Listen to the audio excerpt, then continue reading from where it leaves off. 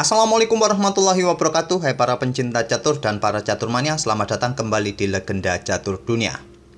Magnus Carlsen mengunci gelar juara Tata Steel Master 2022 di babak 12 tadi malam saat mengalahkan Fabiano Caruana. Ini merupakan atau menjadi gelar ke-8-nya di turnamen ini, sebuah rekor yang kayaknya mungkin sulit untuk dipecahkan oleh pemain-pemain di masa depan. Poin Carlsen sudah tidak terkejar lagi oleh pesaing terdekatnya, Richard Rapport kawan, walau masih menyisakan satu babak lagi. Ini dikarenakan lawan Carlsen harusnya Daniil Dubov di babak terakhir. Tapi karena Daniil Dubov sudah dipastikan WO karena positif COVID, itu berarti Carlsen juga mendapatkan 1 poin penuh pada babak terakhirnya. Jadi selamat buat Magnus Carlsen yang telah memastikan juara di turnamen Tata Steel Master 2022 ini. Dan memperoleh tambahan poin elo rating kawan hanya 3 poin di turnamen ini, menjadikan elonya sekarang 2868.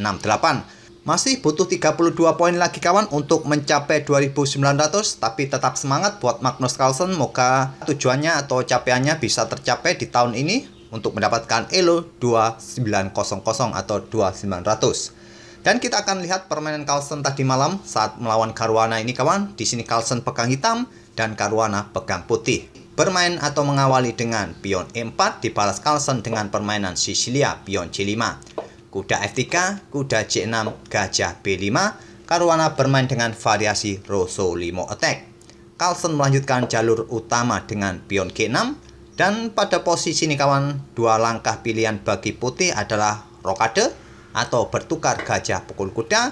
Biasanya akan dipukul balik atau ada yang memukul balik menggunakan pion D, atau juga ada yang bermain dengan memukul balik menggunakan pion B, walaupun pion ini akan menjadi pion yang terpisah.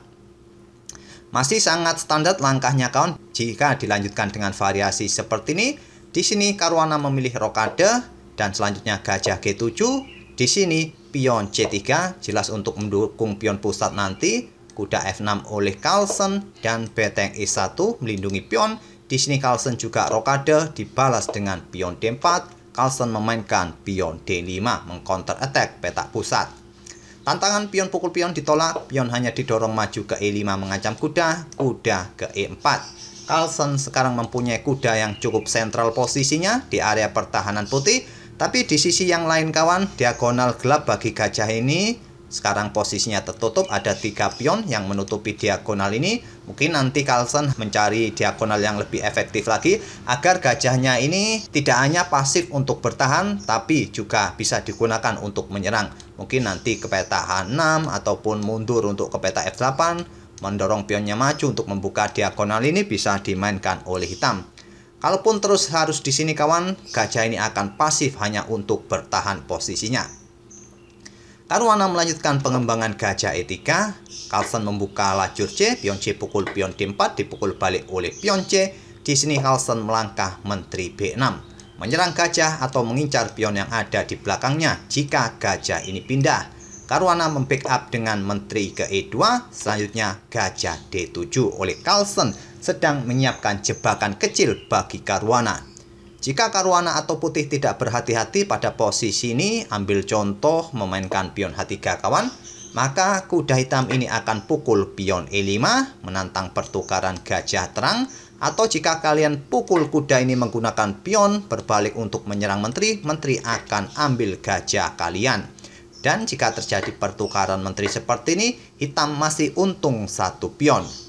Jadi di sini kawan, saat gajah ini bergerak ke peta D7, Caruana tidak membuat langkah yang lain, dia menarik mundur gajahnya ke peta A4.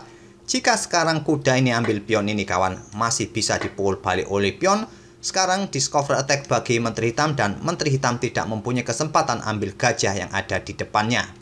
Jadi langkah kuda melakukan pengorbanan sementara tidak akan berhasil di posisi ini. Jadi Carlsen melangkah beteng ke C8, mengisi lajur yang sudah terbuka penuh, dibalas dengan langkah pengembangan kuda C3, menantang pertukaran, diterima, dipukul balik, selanjutnya menteri mundur ke D8. Lagi-lagi menyiapkan jebakan untuk ambil pion di peta E5 kawan. Sekali lagi coba kita lihat seperti ini kawan, maka kuda akan ambil pion ini. Dan jika kalian pukul gajah ini menggunakan gajah, maka masih bisa dipukul balik oleh kuda. Ataupun pada posisi ini kalian melanjutkan pion pukul kuda ini kawan, gajah kalian juga akan tewas dan hitam akan untung 1 pion. Jadi di sini Caruana mengantisipasi lagi ancaman jebakan kecil, yaitu dengan langkah gajah bergerak ke B3 untuk mengincar pion yang ada di petak D5 ini ataupun mengontrol petak C4 agar kuda nanti tidak menempati spot ini. Jika menempati spot ini mungkin gajah akan langsung sikat kuda hitam nanti. Carlsen menjawab dengan langkah kuda lompat ke A5, mungkin ingin tetap menduduki petak C4 atau mengincar gajah terang putih. Di sini Caruana menjawab dengan langkah beteng A bergeser ke C1. Akhirnya Carlsen memutuskan untuk sikat gajah terang putih, dipukul balik oleh pion A. Di sini Carlsen masih mempunyai sepasang gajah kawan, sedangkan Caruana mempunyai gajah plus kuda. Tentu hitung-hitungan secara teoritis masih unggul dengan sepasang gajah. Carlsen melangkah menteri ke B6 kembali, mengincar pion, di backup oleh menteri di A2. Sekarang pion A5 dan menteri ke A3 juga mengincar pion hitam. Di sini beteng digeser ke F8 untuk membackup pion atau persiapan gajah ini ditempatkan di F8, mendorong pionnya maju untuk membuka diagonal ini nanti. Di sini pion C4 lanjut Caruana menantang pion hitam, tantangan diterima, dipukul balik oleh pion B.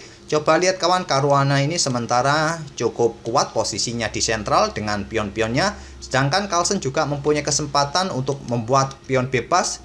Walaupun di sini sudah menjadi pion bebas kawan, tapi dengan tambahan pion di lajur B, pion ini nanti akan semakin kuat. Dan di sini menteri ke A6 oleh Carlsen mengincar pion didorong maju, dan Carlsen tidak mencoba memecah pion putih dengan langkah pion B5 seperti ini kawan, berharap bisa dipukul dengan menggunakan end passen biar putih tidak mempunyai pion sentral yang kuat. Tapi tidak akan dilakukan oleh putih kawan jika hitam memainkan pion B5-nya dengan memukulnya menggunakan end passen.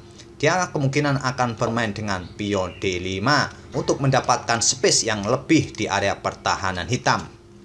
Jadi Carlsen tidak bermain dengan variasi seperti ini, walaupun terlihat tadi di sini kawan, hitam juga mempunyai 2 pion bebas yang saling terkoneksi, tapi dengan posisi pion-pion putih di sentral, engine masih melihat bahwa posisi putih lebih baik daripada posisi hitam. Oke, kita kembali ke permainan. Carlsen tidak mencoba memainkan pion B5-nya, bermain dengan gajah C6 untuk mendapatkan kontrol di peta ini agar pion tidak didorong maju ataupun mengincar diagonal ini kawan, apakah kuda atau pion G2 nanti. Caruana menjawab dengan beteng ke B1 dan sekarang pion A4. Menempatkan pion di petak terang kawan agar bisa dijaga gajahnya, agar menteri ini tidak overload untuk menjaga pionnya terus di sisi kiri papan agar menterinya nanti bebas bergerak. Caruana menggeser beteng E ke C1, Carlsen menggeser beteng C ke D8. Di sini kuda ke D2 oleh Caruana, ingin mencari spot yang lebih bagus lagi. Menteri hitam ke E2, persiapan ke G4, memberikan ancaman skakmat, diantisipasi dengan pion F3. Mengantisipasi dengan langkah kuda atau memblokade akses menteri ke sini kawan, bisa dimainkan oleh putih. Ini sedikit lebih baik daripada mengantisipasinya dengan pion F3. Kalaupun hitam mencoba bertukar gajah pukul kuda kawan, kalian tidak usah terburu-buru untuk pukul balik. Kalian usir dulu menteri hitam agar nanti jika dipukul balik oleh pion putih, menteri hitam tidak mempunyai kesempatan pukul balik pion putih. Setelah menteri ini mundur, barulah kalian bisa pukul gajah terang hitam ini. Kalaupun pion ini diserang oleh menteri di sini kawan, raja masih bisa membackup-nya. Jadi tak ada masalah bagi putih walaupun struktur pionnya rusak, sedikit terekspos rajanya, dan tidak ada kuda ataupun gajah terang putih di diagonal ini yang bisa memberikan ancaman.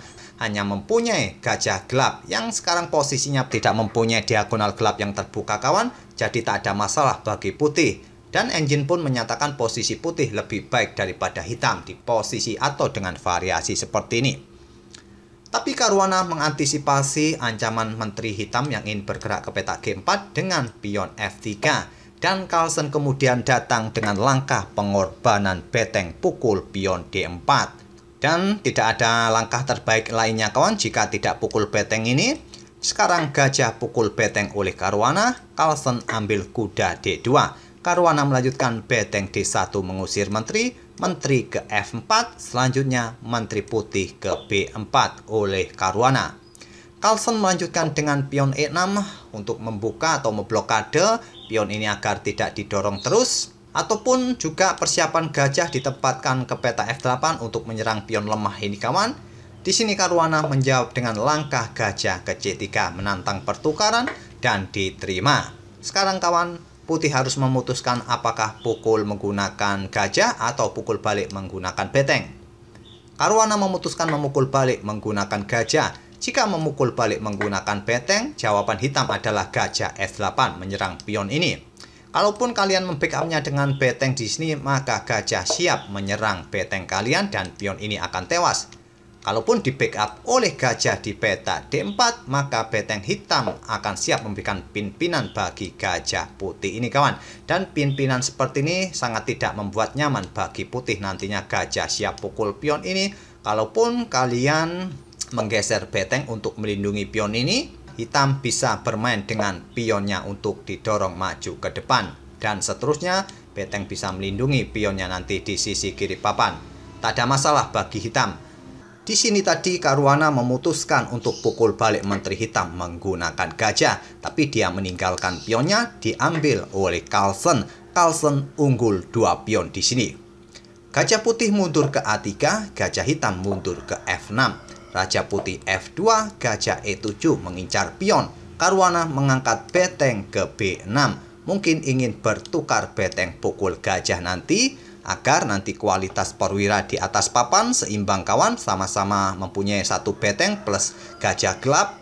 Di sini Carlsen merespon dengan beteng ke C8. Kalaupun sekarang putih bertukar beteng pukul gajah, akan dipukul balik menggunakan beteng, memberikan pressure bagi pion lemah ini kawan. Kalaupun beteng putih membackup pionnya ini, raja hitam akan bergerak kawan mendukung para perwira di pusat nanti. Dan bisa juga memainkan pionnya maju 1 peta atau 2 peta bisa dimainkan oleh hitam. Tapi di sini kawan, Caruana tidak mencoba langsung bertukar beteng pukul gajah. Dia terlebih dahulu menggeser beteng naik ke D2. Carlsen membalas dengan langkah pion F6, berencana pion E5 dimainkan, raja bisa naik juga ke peta F7, dibalas pion F4 mengontrol peta-peta ini. Dan di sini pion tetap didorong oleh Carlsen, terjadi pertukaran, dan sekarang beteng digeser ke E2 oleh Caruana menyerang pion. Terlebih dahulu beteng F8 skak, raja mundur ke E1, sekarang beteng naik ke F5, membackup pionnya juga persiapan memberikan serangan ekstrim bagi pion C5. Di sini beteng turun ke B1, sekarang pion didorong maju ke E4, memberikan double attack kawan bagi pion C5 ini. Beteng C1 membackup pionnya, dan sekarang gajah H4 skak ditutup oleh pion. Gajah mundur ke G5 menyerang beteng. Beteng bergeser ke B1 kembali dan dibalas dengan beteng ke F3 oleh Carlsen, memberikan serangan bagi gajah yang ada di peta A3. Gajah mundur ke C1 menantang pertukaran. Carlsen menolaknya. Dia ingin menjaga gajahnya agar tetap berada di atas papan kawan, karena kehilangan 1 gajah dalam permainan seperti ini akan merugikan bagi hitam, karena putih masih mempunyai sepasang beteng kawan. Nanti hitam tidak mempunyai amunisi lagi untuk memberikan tekanan-tekanan. Jadi Carlsen tetap ingin menjaga sepasang gajahnya. Sekarang beteng putih naik ke B6. Sekali lagi Caruana ingin menghajar gajah peta terang ini. Kali ini dibiarkan oleh Carlsen, dia bermain dengan beteng naik ke F5, mengincar pion C5 ini. Di pick up oleh gajah di A3, raja hitam mulai bergerak. Dan Caruana menantang pertukaran beteng. Tantangan sementara ditunda, dia ingin pertukaran di peta F3. Dan diterima oleh Caruana, dipukul balik oleh pion. Hitam mempunyai pion bebas yang tinggal 2 peta lagi bisa promosi. Di sini raja putih ke F1 dan gajah hitam D4. Pada posisi ini kawan, di langkah ke-49, Fabiano Caruana menyerah. Permainan masih cukup panjang jika dilanjutkan kawan. Tapi mengingat komposisi di atas papan seperti ini, Carlsen sudah unggul 2 pion, 1 pionnya lagi juga tinggal 2 peta bisa promosi. Sudah sulit bagi putih untuk membendung laju pion ini. Sudah tidak banyak yang bisa dilakukan oleh putih kawan di posisi seperti ini.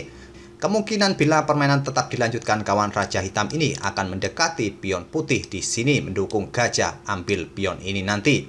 Kalian tidak bisa mengejar gajah dengan beteng di B4, pasti gajah akan tetap menghindar untuk tetap memberikan pressure bagi pion ini. Nanti diikuti raja bergerak ke peta ini, sangat sulit kawan menghentikan laju langkah-langkah hitam nantinya. Saya tidak perlu melanjutkan lagi langkah-langkah game seperti ini. Jika kalian tetap kalah pada posisi seperti ini, sungguh terlalu. Itulah kawan permainan antara Magnus Carlsen versus Fabiano Caruana tadi malam. Dengan kemenangan ini sudah cukup bagi Carlsen untuk memastikan gelar juara ke-8-nya di turnamen di Belanda ini. Oke, kita akan bertemu di video-video berikutnya. Terima kasih. Wassalamualaikum warahmatullahi wabarakatuh.